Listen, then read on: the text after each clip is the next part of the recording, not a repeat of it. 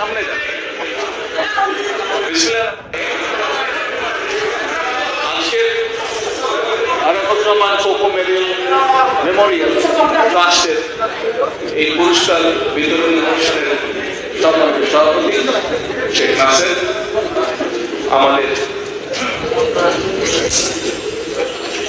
এই অনুষ্ঠান এই কমিটির সকল সদস্যবৃন্দ, আমার সামনে উপস্থিত সকল আজকের এই অনুষ্ঠানের অতিথিবৃন্দ, স্পেশালি খেলোয়াড়বৃন্দ, আসসালামু আলাইকুম।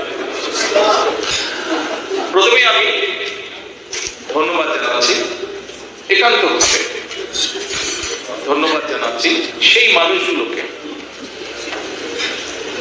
শেখ নাসির সহ শত্রু সহ আরো যারা গত 15 বছর ধরে সামনে থেকে এবং পেছন থেকে বিভিন্নভাবে সহযোগিতা করেছেন আজকের এই অনুষ্ঠানটি হওয়ার জন্য। গত 10 বছর ধরে যারা বিভিন্নভাবে সহযোগিতা করেছেন এই মানুষগুলোকে আজকের এই অনুষ্ঠানটি অনুষ্ঠিত হওয়ার জন্য, তাদের প্রত্যেককে আমি একান্তভাবে ধন্যবাদ জানাচ্ছি। কিভাবে কি হয়েছে এর মধ্যে আপনারা শুনেছেন, বিভিন্ন জনের বক্তব্য এখানে রেখেছেন, তাদের বক্তব্য থেকে আপনারা শুনেছেন কিভাবে এই সংগঠনটি ছোট ছোট গুটি গুটি পায়ে আজ এখানে এসে দাঁড়িয়েছে। বিভিন্ন মানুষ বিভিন্ন ভাবে তাদের কাজকে এখানে আসার জন্য সহযোগিতা করেছে। এই ঘটনাগুলো আপনারা বা যারা বক্তব্য রেখেছেন তাদের কাছ থেকে কম বেশি আপনারা শুনেছেন। কোকোর সম্পর্কে বড় ভাই হিসাবে আমি একটাই কথা বলবো যে একজন বড় ভাই তার ছোট ভাই সম্পর্কে গর্ব করার মতন কম বেশি যা থাকে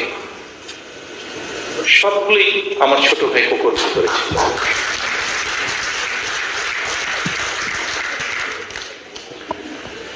কোকো একজন স্পোর্টসম্যান ছিল, একজন প্লেয়ার ছিল, একজন ক্রীড়াবিদ ছিল। আমি রাজনীতিতে সম্পৃক্ত হয়েছি, আমি একজন রাজনৈতিক কর্মী।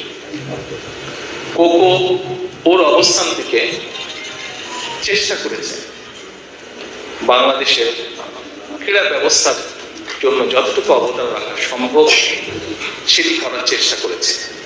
কি কি করেছে, কতটুকু করতে পেরেছে, এটি যারা বাংলাদেশের খেলোয়াড় আছেন তারা বলেছেন, তারা আগেও বলেছেন, আজকেও বলেছেন, অনেকে ভবিষ্যতে তারা বলবেন। এবং যতটুকু বলেছেন আমি তাদের সকলের কাছে কৃতজ্ঞ। ততটুকু থেকে একটি জিনিস প্রমাণিত হয়, কিছু হলেও ভালো কিছু করেছে বাংলাদেশের।